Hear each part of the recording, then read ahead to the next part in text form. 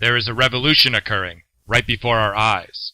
It may be within you, your relationships, or within your social groups. This is happening now partly to prepare for what's to come.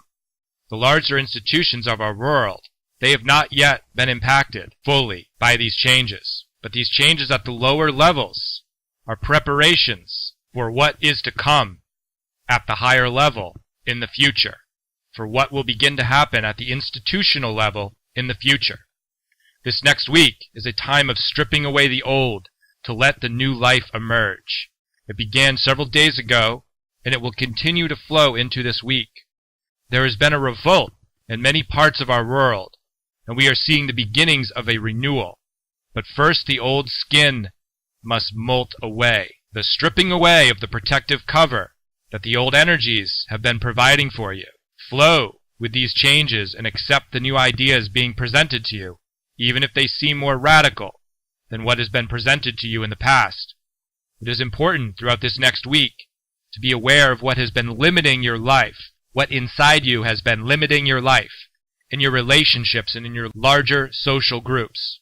What's been stopping you from moving forward, obstructing the release of new energies, eliminating what has grown old and tired and is no longer useful. This will allow a new and better way to eventually come into being. Timing is an important part of this process of change. More than usual, it's important that you wait for the right moment to act. Do not make approaches. Do not make your moves until you sense the time is ripe for action. Then you must strike and act with confidence. When the time reaches its full apex, and you are linked to these energies, acting will bring you benefit indeed.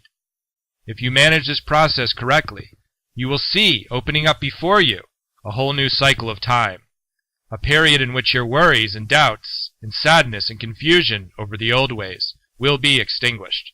So when the time comes for you to strike, strike with everything you've got. This is a week where there is great change in the air, where you can make great changes within yourself, your relationships, and your larger groups. Understand you may be carrying the solutions to problems that have plagued many for quite a long time. Taking vigorous actions as you pursue your larger purposes, arranging things in a new order, opens the way forward for you. If you feel this happening, this is not a mistake. Wait for the time to be right and feel comfortable making aggressive moves into the new way. Beneath this larger weekly flow of energy, there is a daily flow of energy. While you wait for the time to be right to strike out in your new directions, it's always beneficial to work on something that's important to you, perhaps your inner vision or your personal spiritual development. There's absolutely nothing wrong with doing the inner work when the time is not right to strike externally. Sometimes it can be tough to do this because it requires patience, but when the outside world is not fully ready to hear your new ideas communicated in an orderly fashion, there is a chance to go through inner development, and it can end up putting you in the perfect place when the time for external action renews itself. Sometimes these inner struggles are no fun while they're happening, but when they are over and you have synthesized the lessons, do you not recall this happening? You suddenly have a renewed power, or a great amount of new power that was not available to you before you did the inner work. This is a process, the process of transformation, letting go of the old to make room for the new. And when it's over, if you go through it, and if you do the work, and if you tackle the inner challenges, there's no way in a million years you would ever want to give it up.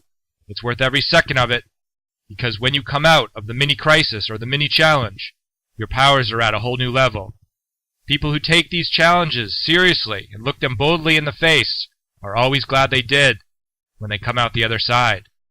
Going through this process increases your inner power, your inner presence, your inner light, which you can then spread in a wider way to your relationships, your larger social groups, and even out into the larger world.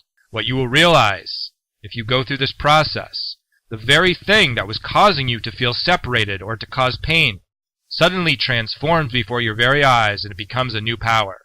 What was once a crisis or a source of pain turns into a time of happiness and rejoicing over these new advancements that you have made, advancements which can help you, but also can expand out in wider ways and make a big influence on the other people in your world. It is a great feeling to have gone through this process, to emerge from the cocoon having new powers.